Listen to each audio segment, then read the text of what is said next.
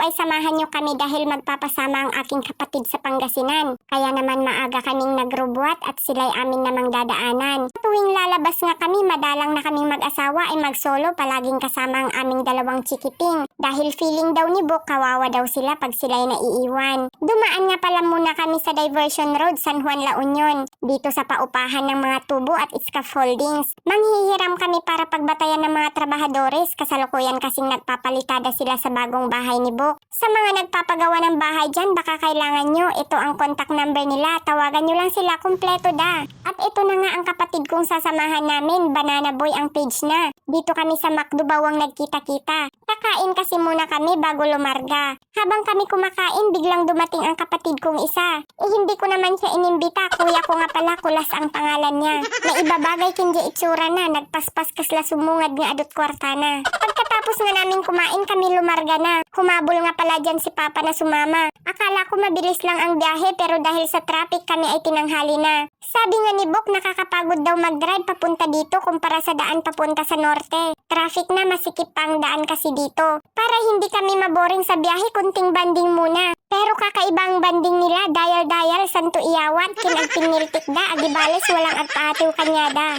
Dumaan nga pala kami dito sa mahabang tulay, parang Patapat Bridge. Nakarating na nga kami dito sa Tayog. Sino ang mga taga-Tayog dyan? Shout out po Tayog, Pangasinan. Nakarating na nga kami dito sa aming destinasyon. Iniwan muna namin sila, kami naman ay naghanap ng park na mapapasyalan. Believe naman ako dito sa Barangay Panganiban, barangay lang pero hitsura ng kanilang barangay ay pangmayaman. Nagdakkel at malawak, kompleto pa'y pagayayaman. Super nag-enjoy kami nga agasawan, imbis nga nagijay kidos mi kuman. Wala tayong mahanap na kainan, kaya merienda muna tayo sa sasakyan, sakto nalpasdan. May isa pa daw kaming pupuntahan pero hindi namin alam kung saan, kaya kinailangan namin si paring Google Map. Pero kami naman ay naiyaw-awan, Eco Park Betin income na danunan. Kaya para hindi masayang, picture taking muna kaming mag-inan. Mabuti na lang may nakamotor kaming napagtanungan, kaya matyaga niya kaming sinamahan. Bawal nga pala ang video dito sa aming pinuntahan, dito ay pagpailutan. Ada Facebook page na, Sikat Kin Magaling. At base sa mga nakasalubong namin, na-stroke at na-disgrasya, kat kayang-kaya daw niya na naisubli dagiti na disalay nga tultulang da. Yung iba galing pa ng Mindoro at Isabela. Eto, pahapyaw lang kay Papa, mabilis nga inilot-ilot na taysaka na. May oil na inlako na, pampahid daw sa paa ni Papa. Alas 4 na pala nang matapos kami dito dahil medyo mahaba din ang pila. At yung iba, by appointment. Pero ang mahalaga, matagumpay na natapos ang aming lakad, kaya tayo uuwi na. Salamat sa inyong pagsama. Bye!